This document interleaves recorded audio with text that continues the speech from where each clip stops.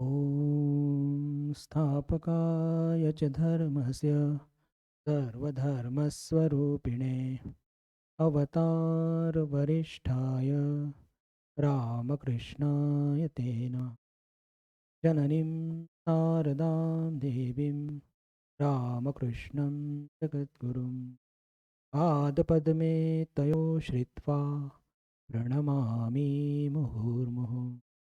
नमः श्रीयतिराजाय विवेकानन्दसूरये सच्चित्सुखस्वरूपाय स्वामिने तापहारिणे स्वामिने तापहारिणे।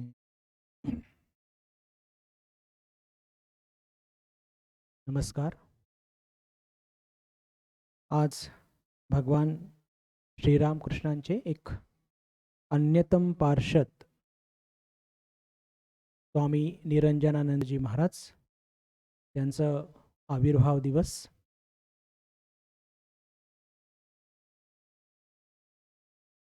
भगवान या पृथ्वी तलावरती येतात आणि आपल्यासारख्या साधारण मानवाला ईश्वरापर्यंत आपली जी काही सुप्त ईश्वरत्व आहे ते जागरण त्याचं व्हावं याच्याकरता ते स्वतः पण येतात आणि यावेळेस तर शक्ती घेऊन आलेत आणि 16 शिष्यांना सुद्धा घेऊन आले. कहाणीची सुरुवात अशी होते की दक्षिणेश्वरी भगवान श्रीरामकृष्णाची सर्व साधना हे खडतर त्यांची ती साधना पूर्ण झालेली आहेत आणि शिष्य मंडळी गृहस्थ भक्त सुद्धा येत आहेत. एके दिवशी एक समूह त्यांच्याकडे येतो, एक ग्रुप, कळप ज्याला म्हणतो. आणि ते कळप मोठं विचित्र असतं कलकत्त्याचं. भूत प्रेतांना घेऊन काहीतरी शक्ती प्राप्त करायची आणि ते सगळे त्यांच्या शक्ती ठाकूरांना दाखवायचं. मोठं धाडसी काम होतं, पण ते येतात आणि ठाकूरांना सांगतात. ठाकूर पण कौतुकाने म्हणतात, दाखवा दाखवा काय तुम्ही दाखवतात. फार काही इंटरेस्ट नसतो ठाकूरांना, पण दाखवा. आणि ते सगळे चर्चा होत असताना ठाकूरांचं लक्ष जातं एका मुलाकडे आणि ज्याला म्हणतो की कोणत्याही प्रकारचं एक ज्याला म्हणतो की विलंब न करता पहिलं वाक्य भगवान श्रीरामकृष्णाच्या मुखातून थेट निघतं की हा मुलगा कोण आहे? हा अत्यंत सरळ आहे. हा मुलगा कोण आहे आणि हा अत्यंत सरळ आहे. तर त्या ग्रुपमधले जे लीडर असतात, निरंजन महाराजांचेच काका असतात, ते म्हणतात की हो, हा निरंजन आहे आणि याच्यामध्ये भूताचा संचार फार लवकर होतो. पण याला इथपर्यंत थांबूया. आणि मग त्यानंतर त्या सगळ्या चर्चेमध्ये भगवान श्रीरामकृष्ण कसे बसे त्या मुलाजवळ बोलवतात आणि एकच वाक्य म्हणतात की तू पुन्हा इथे ये बरं. तर मग ते मुलं सगळं चर्चा वगैरे त्यांची काय होते, काही ठाकूरांना इम्प्रेस करू शकत नाही आणि ते निघून जातात. हा भाग दुसरा. हा मुलगा कोण आणि हा अत्यंत सरळ आहे. तर तो मुलगा दुसरा तिसरा कोणी नाही, तर ते आपलेच निरंजनानंदजी महाराज, नित्य निरंजन घोष असं त्यांचं पूर्वाश्रमाचं नाव. 1862 साली ऑगस्ट महिन्यामध्ये त्यांचा जन्म झाला असावा. मी असा शब्द वापरतोय. 1862 हे नक्की आहे, पण ऑगस्ट महिना हे पण एक अंदाजाने काढलेल्या गोष्टी आहेत, कारण की तसं काही रेकॉर्ड्स मिळत नाही. आणि ऑगस्ट महिन्यामध्ये झाला, पण तारीख नक्की नव्हती, म्हणून हेडक्वार्टर्सनी बऱ्याच आधी या पौर्णिमेच्या शुभ दिवशी त्यांचा जन्म झाला असेल म्हणून आपण ही साजरी करत असतो. अंबिकाचरण घोष वडिलांचं नाव. लहानपणापासूनच अत्यंत निर्भीड, साहसी आणि वीरवृत्तीचे, निर्भीड, साहसी आणि वीरवृत्तीचे शरीर सुद्धा पिळदार आणि अत्यंत देखणे असे निरंजन महाराज. एका अर्थाने जर आपण म्हटलं की थोडे उग्र स्वभावाचे असं म्हटलं तरी चालेल. स्वामीजींनी तर त्यांना बिलकुल मिल्टियन प्रवृत्तीचे, मिल्टियन म्हणजे आतंकवादी प्रवृत्तीचे असं सुद्धा गमतीने म्हटलेलं आहे. भगवान श्रीरामकृष्णांशी त्यांची जी ओळख झाल्यानंतर, मुळात त्यांचा जन्म कलकत्त्याच्या जवळ 24 परगणा नावाचा जिल्हा, त्याच्यामध्ये राजारहाट विष्णुपूर तिथे त्यांचा जन्म झाला आणि प्राथमिक शिक्षण तिथे घेतल्यानंतर पुढचं शिक्षण घेण्याकरता ते कलकत्त्याला आपल्या काकाकडे येतात आणि ते काका त्यांचेच ते सगळे भूतखेत सगळे घेऊन कामं करत असतात. तर पहिली भेट ही झाल्यानंतर दुसरी भेटीला जेव्हा त्यांना खूप विलक्षण आकर्षण त्यांच्या मनात निर्माण होतं आणि ते भेटीला जातात. तर पहा, दुसऱ्या भेटीमध्ये ज्या चर्चा होतात त्याच्याकडे थोडं पण जरा आपलं लक्ष केंद्रित करूया. ठाकूर लागलीच त्याला म्हणतात की पहा, तू भूत भूत करशील ना तर तू भूत होशील, आणि जर तू ईश्वर ईश्वर करशील किंवा देव देव करशील तर तू देव होशील.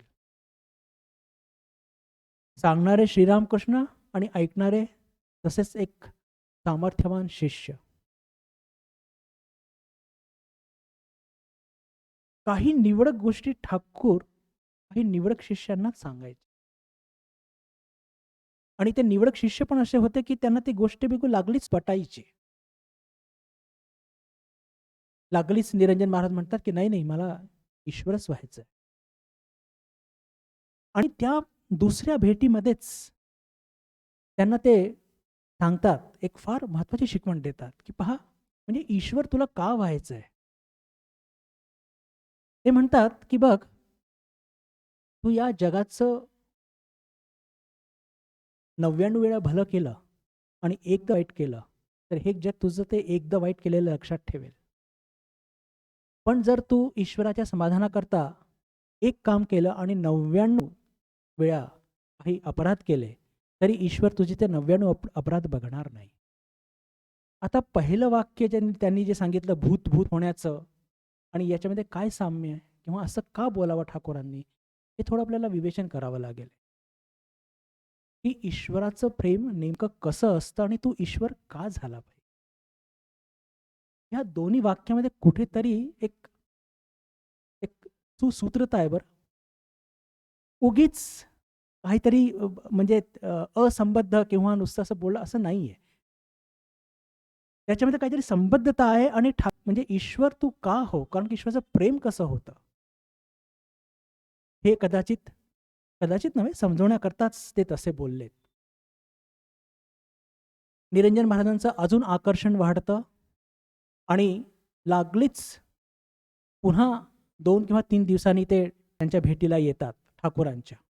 आणि जेव्हा ठाकूरांच्या भेटीला येतात तर यावेळेस तर कळसच गाठला जातो आणि तो म्हणजे की ठाकूर म्हणतात की अरे निरंजन, आयुष्य तसंच चाललंय रे, तू ईश्वरा तेव्हा करशील. आधीच गांगरून गेलेले निरंजन महाराज, त्यांच्या मनात प्रश्न निर्माण होतो की ते मला इतकं प्रेम का करतात, आणि तेही प्रेम इतक्या टोकाचं की त्यांना माझ्या ईश्वर लाभाचं इतकं पडलेलं आहे. संपूर्णपणे म्हणजे त्याला म्हणतो की एका प्रकारचं एक ईश्वरीय म्हणण्यापेक्षा एक एक एक वेगळ्या प्रकारचं आकर्षणाने संपूर्णपणे निरंजन महाराज बिलकुल हतप्रभ होतात आणि त्यांना एका प्रकारे शरणागतच होतात. त्याच्यानंतर थोड्याच दिवसात त्यांची दीक्षा सुद्धा होते. त्या दीक्षेची घटना अद्भुतानंदजी महाराजांनी त्याची वर्णना खूप सुंदर केलेली आहे की कसं भगवान श्रीरामकृष्ण आपल्या शिष्यांना ओळखायचे आणि ओळखल्यानंतर त्याच्या जिव्हेवरती काही लिहून द्यायचे. आणि त्याच्यानंतर निरंजन महाराजांना जो एक अजपा जप सुरू झाला जवळपास 3 दिवसपर्यंत 3 रात्रीपर्यंत त्याचा तो इफेक्ट, त्याचा जो प्रभाव त्यांच्या तो जीवनात बघायला मिळतो. हेच निरंजन महाराज, ज्यांच्या संदर्भात आपल्या सर्वांना माहीत पण आहे, वाचलं असेलच, की ठाकूरांचे जे 6 ईश्वर कोटी शिष्य होते, त्यांच्यापैकी एक आपल्या सर्वांना माहिती आहे की ते जे होते प्रेमानंदजी, योगीन महाराज, स्वामीजी, निरंजन महाराज त्यातले एक, पूर्णचंद्र घोष त्यातले एक होते. ईश्वर कोटी आणि अवतार यात अंतर काय? मागच्या वेळेस आपण चर्चा केली होती, जेव्हा योगानंदजी महाराजांची जन्मतिथी त्या दिवशी होती. फक्त उजळणी करून घेऊ. अवतार म्हणजे ही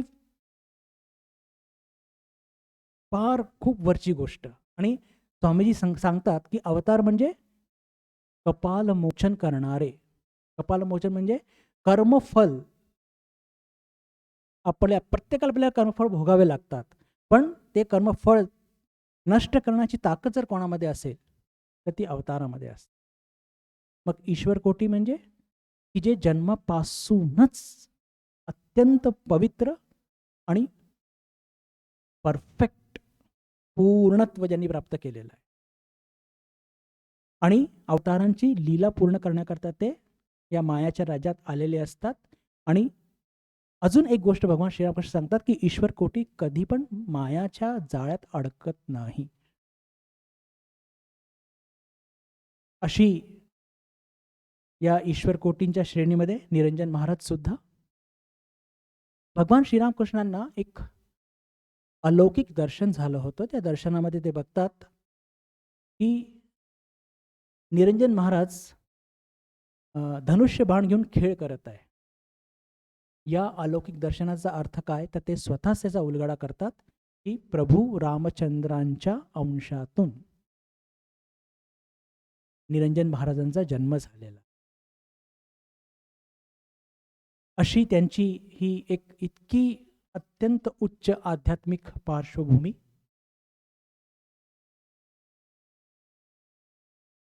आता पहिल्या भेटीमध्येच आज त्यांच्या या आविर्भाव दिवसाच्या त्याला अनुलक्षून मी एक आगळा वेगळा सिद्धांत आपल्या पुढे मी मांडू इच्छितो. भगवान श्रीरामकृष्ण निरंजन महाराजांच्या बाबतीत 3दा उल्लेख आपल्याला सापडतो की ते म्हणतात की हा मुलगा फार सरळ आहे. पहिला संदर्भ आपण आत्ताच घेतला. बिलकुल पहिल्या दिवशीच त्या पूर्ण गोंगाटमध्ये ते बरोबर हेरतात आणि म्हणतात की हा मुलगा कोण आहे, हा अत्यंत सरळ आहे. पहिला. दुसरं, वचनामृतमध्ये आपण बघतो 15 जून 1884 साली, म्हणजे भेट अनेकदा झालेली आहे. भक्तांसमोर बसले असताना भगवान श्रीरामकृष्ण म्हणतात की हा मुलगा फार सरळ आहे. सरळ झाल्याशिवाय सरळ रूपी ईश्वराला प्राप्त करता येत नाही. ढोंगीपणा आणि हिशेबी वृत्तीच्या लोकांना ईश्वर लाभ होत नाही. बाकीच्या गोष्टीकडे मी लक्ष देत नाही. मला लक्ष केंद्रित करायचं आहे आपल्या सर्वांचं की दुसऱ्यांदा ते म्हणतात की निरंजन फार सरळ आहे.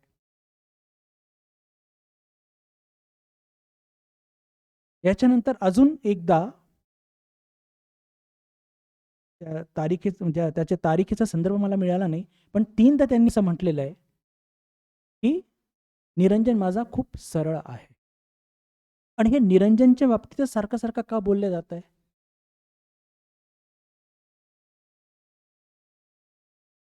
आता 3दा त्यांनी त्याची सरळतेबद्दल ते बोलले आहेत. मी या विषयाला इथे सोडतो. आता आपण निरंजन महाराजांच्या जीवनातल्या 2 फार वेगळे प्रसंग त्याची चर्चा करूया. मग पुन्हा सरळतेकडे येऊया. त्यातून लक्षात येईल की मला आपल्या पुढे काय मुद्दा मांडायचा आहे. अत्यंत निर्भीड, साहसी, वीर प्रवृत्तीचे, उग्र स्वभावाचे आपले निरंजन महाराज. एकदा कलकत्त्याहून दक्षिणेश्वरी येत असताना बोटीमध्ये काही लोक भगवान श्रीरामकृष्णांची निंदा करत असतात. नको ते बोलायचं ते तिथे बोलतात.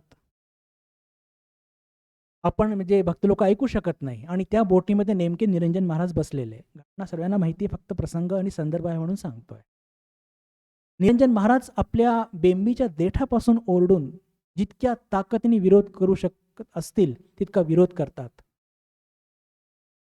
आणि जेव्हा आता एका बाजूला एकटे हे आणि काही 10-15 8-10 लोक असतील, ते सगळे त्याच्या विरोधात बोलत आहेत, म्हणजे ठाकूरांच्या विरोधात बोलत आहेत. आता क्रोध न आवरल्या गेल्यामुळे ते बोटीच्या मध्ये जातात. आणि आधी सांगितलं, अत्यंत पिळदार शरीर, उंच पुरी देहयष्टी, उग्र स्वभाव, दांडगी वृत्ती म्हणजे पौरुषयुक्त ज्याला म्हणतो. आणि आत्ताच्या आत्ता म्हणे ही बोट बुडवतो म्हणे. ऐन मध्ये गंगा नदीच्या मध्ये ती बोट आहे आणि इतक्या जोरात बोट हलवायला सुरुवात करतात, कोणाची हिंमत नाही की त्यांना थांबवून देईल. कारण की ती उग्रता आणि ते शरीर यष्टी इतकी दांडगी की कोणी त्यांच्यापुढे टिकू शकत नाही. आणि आता बस बोट बुडते की काय. पण तेवढ्यात काही लोक पुढे येतात, समजूत घालतात. आपण मागितली असेल माहीत नाही, तिथे वर्णना येत नाही, पण त्यांना ते शांत करतात. आणि कशी बशी ती बोट दक्षिणेश्वरी लागते. ठाकूरांपुढे ही बातमी जाते आणि ठाकूर चांगली कान उघडणी करतात की अरे, साधकाला क्रोध करणं चांगलं नाही. हा भाग एक झाला. पण आता हे लक्षात घ्या की किती उग्र स्वभावाचे होते आपले निरंजन महाराज, आपल्याला असं वाटतं. दुसरी घटना की भगवान श्रीरामकृष्णांना जेव्हा कॅन्सर झाला होता, तर त्यांची व्यवस्थित त्यांची निगा ठेवण्याकरता, त्यांची सेवा व्यवस्थित व्हावी त्याच्याकरता त्यांना श्यामपुकूर बाटी आणि काशीपूरला हलवण्यात येत आलं होतं. दोन्ही ठिकाणी त्यांची खोली ही वरती होती, हे आपल्याला लक्षातच आहे. आणि विशेष करून भक्तांनी जास्त त्यांच्याशी भेटू नये, त्यांना जास्त बोलल्याने त्रास होऊ शकतो त्यांचा गळ्याचा, या दृष्टीने कोणीतरी तिथे असलं पाहिजे. आणि हे अनप्लीजिंग ड्युटी ही कोणालाही आवडणार नाही. पण तिथे उभं राहणारा कोणीतरी एक अत्यंत एक दांडगं व्यक्तिमत्व पाहिजे. लेचेपेचेचं काम नाहीये तिथे. कारण की प्रत्येकाला ठाकूर हे जवळचे आणि एवढंच नव्हे तर कोण ठाकूरांना अडवू शकतं आम्हाला भेटण्याशिवाय. आणि त्यातून काही तर म्हणजे सगळेच प्रतिष्ठित आणि चांगल्या घरातलेच होते. सगळ्यांना ठाकूरांशी प्रेमच होतं. पण हे काम करणार कोण. तर सगळ्यांच्या संमतीने स्वामीजींनी सुद्धा त्याची संमती होती की निरंजन हे काम नक्की चांगलं करू शकतो.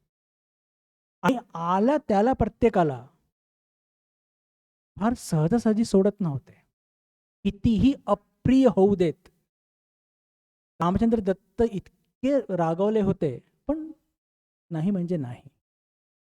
आणि हे नाव तर आपल्याला माहीत म्हणून आहे, पण असे अनेक लोकांना, पण जेव्हा जर कोणी वरिष्ठ किंवा ठाकूर स्वतः म्हणायचे की अरे त्यांना येऊ देत, तर ते जाऊ द्यायचे. पण हे अप्रिय काम ज्याला म्हणतो, अनप्लीजिंग ड्युटी, हे करण्याकरता जी ताकद आणि जी शरीर यष्टीची आवश्यकता ती फक्त निरंजन महाराज मध्येच होती आणि ती त्यांनी योग्यरित्या पार पाडली, हे आपण वाचतो.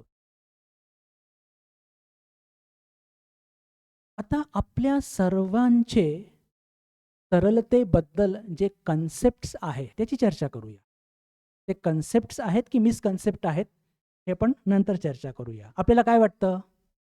गबाळेपणा, मवाळपणा, जो सगळ्यांचा ऐकतो, कधी विरोध करत नाही, कधी विवाद करत नाही, ह्या सगळे आपले मापदंड आहेत सरलतेचे. मी पुन्हा त्याची रिपिटेशन करतो, मी लिहून आणले सगळ्या या गोष्टी. भिडस्तपणा, गबाळेपणा, मवाळपणा, सर्वांशी ज्याला म्हणतो की उगीच सामंजस्याने घेतो, कधी विरोध करत नाही, अशा गोष्टींना आपण विनम्रता सुद्धा म्हणतो. सौम्य, होय बा, हे आपले सगळे मापदंड आहेत की असल्या या कॅटेगरीमध्ये कोणी बसला की तो मुलगा फार सरळ आहे. आता याच्या कोणत्याही कॅरेक्टर बघितले तर निरंजन महाराजमध्ये एकही बसत नाही. आणि यांनाच ठाकूर काय म्हणतात, पहिल्या भेटीतच म्हणतात की अरे हा मुलगा कोण आहे, हा अत्यंत सरळ आहे.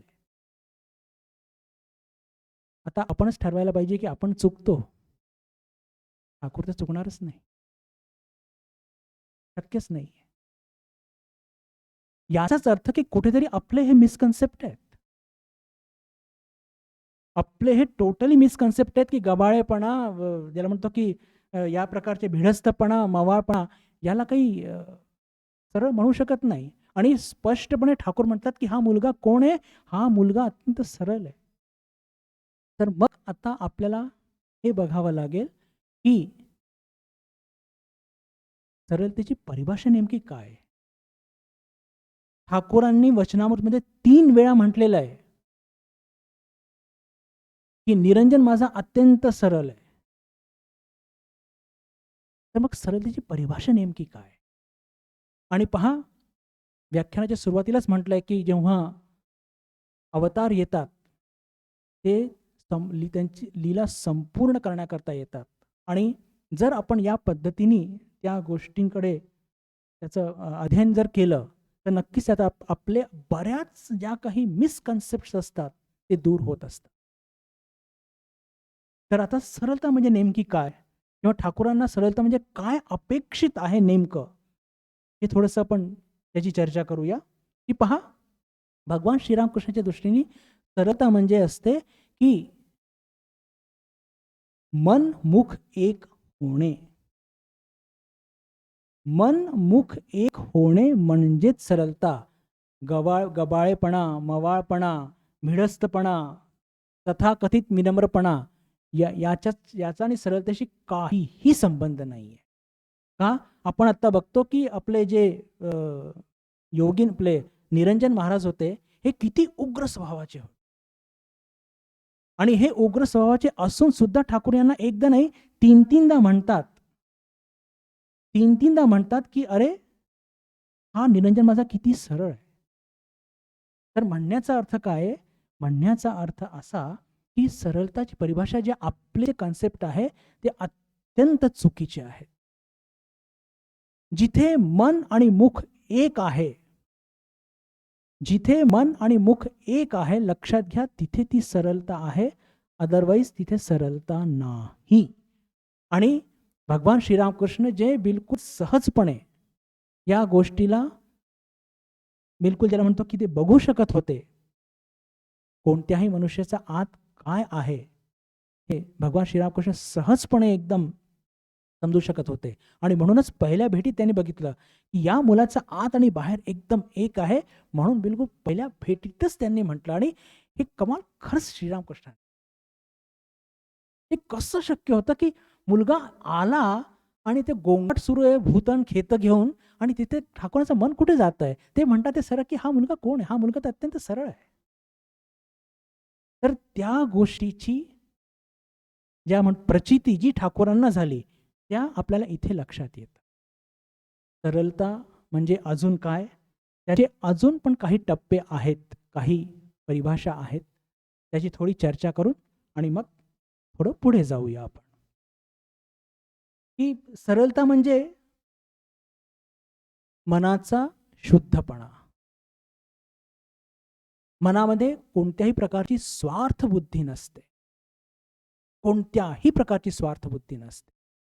आणि विशेष करून ती निस्वार्थता आणि ती पवित्रता, म्हणजेच या जगाचं फोलपणा यांना फार लवकर लक्षात येतं. आपण आत्ताच चर्चा केली, ईश्वर कोटी होते ते.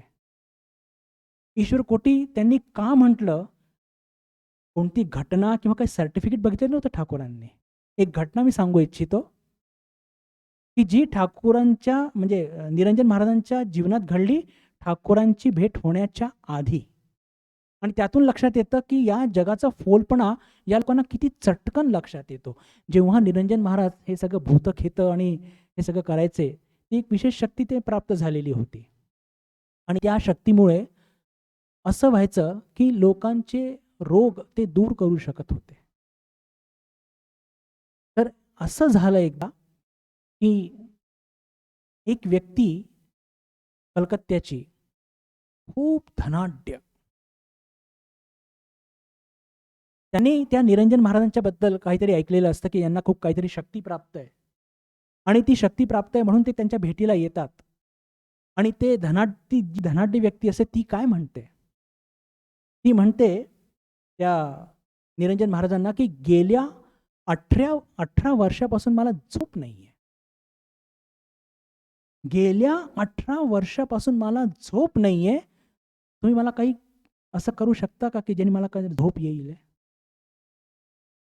तेव्हा निरंजन महाराज त्यांना काही सांगतात.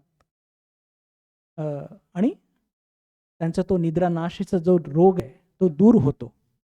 पण त्याच्यानंतर निरंजन महाराजांमध्ये काय बदल घडतो हे पहा. मी हे घटना मुद्दाम तुम्हाला आत्ता का सांगतोय, कारण की अजून ठाकूरांची आणि निरंजन महाराजांची भेट झालेली नाहीये आणि ठाकूर निरंजन महाराज हे ईश्वर कोटी आहेत, सरळ आहेत, हे कसं ओळखलं ठाकूरांनी? 18 वर्षाच्या निद्रानाशाच्या रोगाला संपवल्यानंतर निरंजन महाराज काय विचार करतात ते तुम्हाला आणि मला महत्वाचं आहे. ते काय म्हणतात की अरे या जगामध्ये हा इतका फोलपणा आहे, इतका पैसा, इतकी समाज प्रतिष्ठा असून सुद्धा ही व्यक्ती इतकं दुःख भोगतीये. आणि त्याच्यानंतरच मग ठाकूरांशी भेट घडून येते आणि त्यांच्यामध्ये ती ईश्वर प्राप्तीची एक जुगुप्सा, एक ज्याला म्हणतो की एक पिपासा ती तयार होते.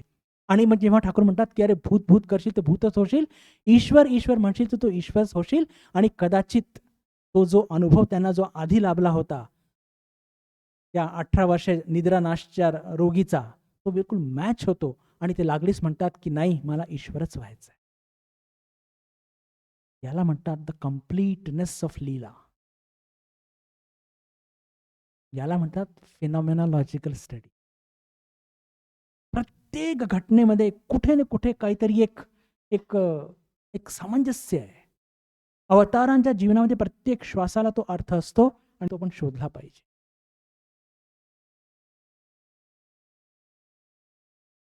उगीच पहिल्या भेटीत नाही म्हटलं की हा हा मुलगा कोण आहे, हा अत्यंत सरळ आहे आणि त्याला म्हणतात तुम्हाला पुन्हा भेटायला येशील बरं, आणि ते जातात सुद्धा. का? तो अनुभव घेतलेला आहे आधी की हे जग किती फोल, त्यात काही अर्थ नाहीये. आणि म्हणूनच ईश्वर कोटी म्हणून त्याला ठाकूरांनी त्यांना हे केलेलं आहे, इंगित केलेलं आहे. सरलतेचे अजून जे काही आयाम ते म्हणजे पहिले आपण बघितलं की मन मुख एक, म्हणजे आपले निरंजन महाराज उग्र स्वभावाचे असतील आहे, पण मनामध्ये एक आणि मुखात एक आणि कृतीमध्ये एक असं कधी घडलेलं नाही. आणि मन मुख एक करणं म्हणजे ही साधना नेमकी काय असते, भविष्यात जेव्हा संधी मिळेल हे जर आपली सगळ्यांची इच्छा असेल त्याच्यावरती खूप चर्चा करण्यासारखं आहे. कारण की हे सगळे प्रॉब्लेम आपण सगळे फेस करत आहोत ना.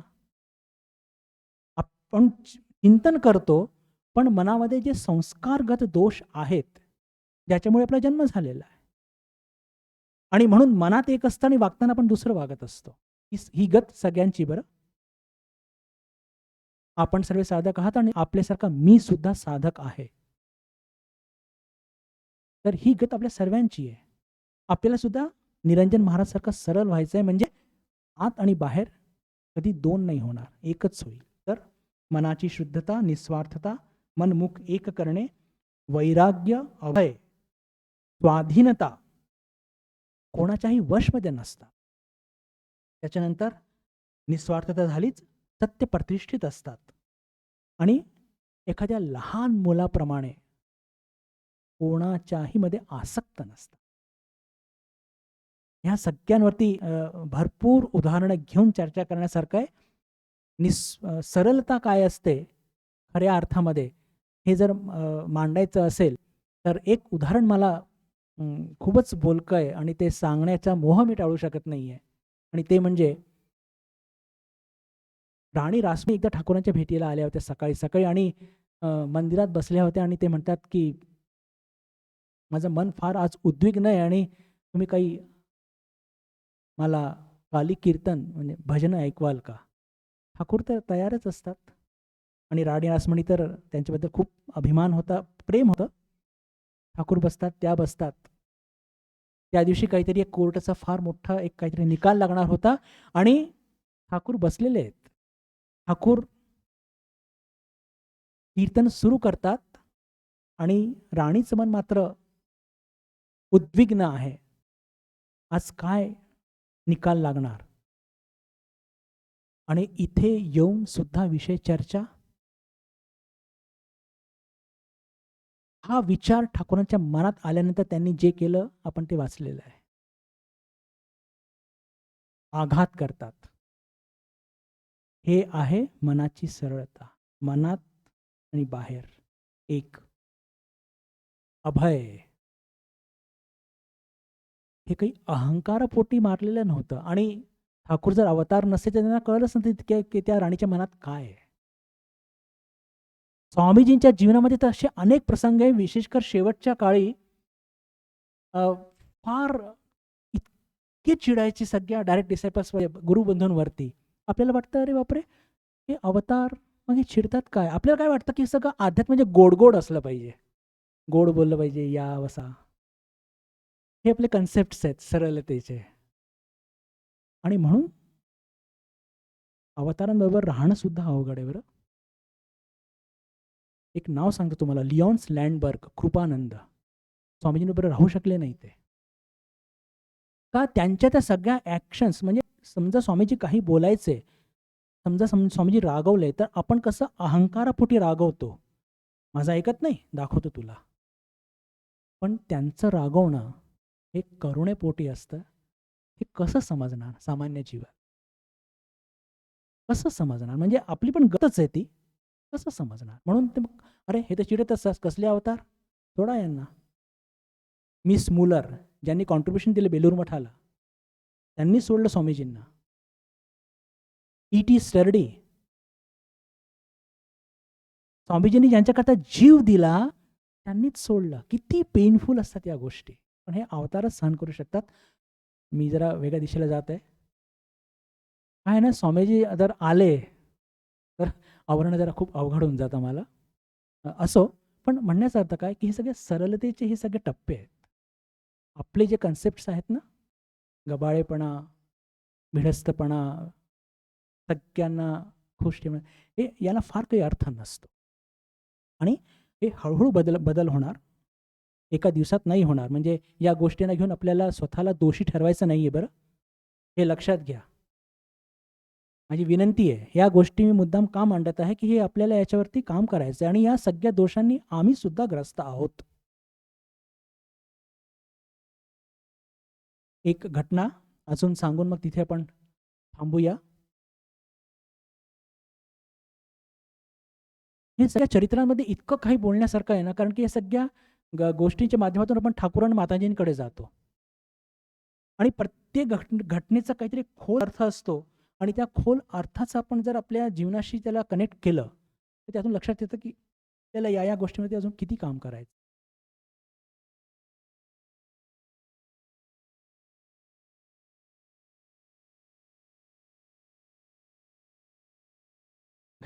घटनाची फेरीस इतकी मोठी आहे की मी कुठे थांबवून कुठे नाही, मोठा प्रश्न पडतोय. एकच घटना सांगून मग तिथे थांबूया आपण. निरंजन महाराजांना त्यांची आई वृद्धा होत्या आणि त्यांची साथ संभाळ करणारं कोणी नव्हतं. ठाकूरांची भेट झाल्यावर आणि त्यांना एका प्लांटेशन कंपनीमध्ये नोकरी पत्करावी लागली. ठाकूरांकडे येणं जाणं, घरोपा खूप जवळीक निर्माण झालेली आहे आणि अचानक ही बातमी ठाकूरांपर्यंत येते की निरंजननी नोकरी पत्करली आहे. ऐकल्याबरोबर, आता ही बातमी त्यांच्याकडे आली, निरंजन महाराजांनी सांगितलेली नाही आहे, कोणती तरी एका तिरायकाने सांगितलेली आहे. तर ही बातमी ऐकल्यानंतर ठाकूरांची प्रतिक्रिया काय आहे तुम्ही बघा. निरंजन मेला असता हे ऐकून जितकं दुःख मला झालं नसतं तितकं दुःख मला हे ऐकून होतं की त्यांनी नोकरी पत्करली. आता यात इतकं वाईट काय होतं? लिटरली त्यांचे शब्द आहेत हे, I would have not been pained by listening the news of his death, then I am pained by listening this that he has accepted a job. ही गुलामी वृत्ती, की त्यांनी हे जे नोकरी पत्करली आहे, तो मेला असता ही बातमी ऐकून सुद्धा मला दुःख झालं. काही दिवसानंतर निरंजन महाराज येतात आणि ते सांगतात की माझ्या आईंची साथ संभाळ करणार कोणी नाहीये आणि तिच्या भरण पोषणाकरता मला हे सगळं करावं लागतंय. हे ऐकून ठाकूर एकदम प्रसन्न होतात आणि म्हणतात की ठीक आहे, तिची भरण पोषणाची जबाबदारी म्हणून तू नोकरी करतो हे मला मान्य आहे. आणि पुढे एक वाक्य म्हणतात, मला माहित होतं की माझ्या निरंजनमध्ये थोडं पण अंजन नाहीये. माझ्या निरंजनमध्ये थोडं पण अंजन नाही. My Niranjan is taintless, not a single stain is there. हे शब्द ते वापरतात की त्यांना थोडं पण अंजन नाहीये. पण त्यांनी जी पहिली प्रतिक्रिया इतकी तीव्र का दिली? भगवान श्रीरामकृष्णांना कोणत्याही प्रकारची गुलामी आवडत नव्हती, विशेषकर पैशाची आणि इंद्रियांची. आणि म्हणून त्यांची ती इतकी, विशेष करून त्यांना तयार करायचं होतं या सगळ्या त्यागी शिष्यांना भविष्याचे आचार्य म्हणून. आणि मी ज्याला आचार्य म्हणून तयार करत आहे आणि याच्यामध्ये ही वृत्ती कशी काय आली, ते त्याचं चिंतन करून म्हणून त्यांच्या जीवनात इतकी तीव्र प्रतिक्रिया झाली. कोणत्याही प्रकारची गुलामी, आम्ही पण साधक आहोत, आपण सर्व साधक आहात, तर कोणत्याही प्रकारची गुलामी वृत्तीपासून आपल्याला आपण सावध केलं पाहिजे. या घटनेतून त्याचं पण इंटरप्रिटेशन बरंच एक लांब होऊ शकतं, कारण की त्याच्यामध्ये मध्ये टप्पे आहेत, पण तितका वेळ नाही आहे. पुढे कधी संधी मिळाली तर नक्की त्याच्यावर चर्चा करूया. पण आज फक्त हा सिद्धांत घेऊया म्हणजे निरंजनानंद महाराजांच्या या जन्मतिथीच्या संदर्भामध्ये, की सरलता म्हणजे मनमुख एक करणे. आधी मन स्वच्छ करणे, मग ती मनमुख एक होणारच. आणि दुसरं म्हणजे भगवान श्रीरामकृष्णांना गुलामी आवडत नव्हती. का? कारण की गुलाम वृत्ती ही कधी पण आपल्याला मुक्ती, मोक्ष, स्वाधीनता जी आपल्याला अपेक्षित आहे ती मिळणार नाही. डिसेंट्रीच्या एका फार दुष्कर आजाराने ग्रस्त होऊन काशीला त्यांनी भरपूर कामं केली आहेत. त्या सगळ्याचा चर्चा करण्याचाच वेळ नाही आहे. पण 9 मे 1904 रोजी निरंजन महाराजांनी आपला हा लौकिक देह सोडला आणि त्यांच्या संदर्भात खूप सुंदर एक उद्गार भगवान श्रीरामकृष्णांनी काढले आहेत या सगळ्या त्यागी शिष्यांच्या संदर्भात, की हे सर्व त्यागी शिष्य कसे आहेत? एका वृक्षासारखे. कसा वृक्ष? की ज्या वृक्षाला आधी फळ लागतात, नंतर फूल लागतात. असं का म्हणाले? साधारणपणे वृक्षांना आधी फूल नंतर फळ लागतं. पण ठाकूर असं का म्हणाले की हे सगळे त्यागी शिष्य कसे आहेत, की यांना आधी फळ लागतं नंतर फूल लागतं. असं म्हणाले. त्याचा अर्थ असा की आधी हे सर्व म्हणजे त्यागी शिष्य आधी हे ईश्वराचं दर्शन ज्यांना लाभतं, त्याच्यानंतर त्यांना ईश्वराची ते महिमा कळते. आपलं कसं असतं, आपण ईश्वराची महिमा समजतो, गातो आणि मग ईश्वरप्राप्तीचा प्रयत्न करतो. पण यांच्या जीवनात बिलकुल उलटं होत असतं. हे आधी यांच्या जीवनात ईश्वर दर्शन आधी होतं, ईश्वरची महिमा नंतर ते त्यांना कळते आणि शेवटी ईश्वराशी ते एकरूप होतात. तर आजच्या या शुभदिनी आपण सर्वजण मिळून प्रार्थना करूया. भगवान श्रीरामकृष्ण, श्रीमा शारदा देवी, स्वामीजींच्या चरणी आणि स्वामी निरंजनानंदजी महाराजांच्या चरणी, की जी सरलता आणि जी स्वातंत्र्य वृत्ती त्यांना लाभली आहे ती आम्हा सर्वांना सुद्धा लाभो त्यांच्या कृपेनं, अशी प्रार्थना करून मी माझ्या वाणीला इथेच विराम देतो. ओम शांती शांती शांती. हरि ओम तत्सत. श्रीरामकृष्ण नमस्ते.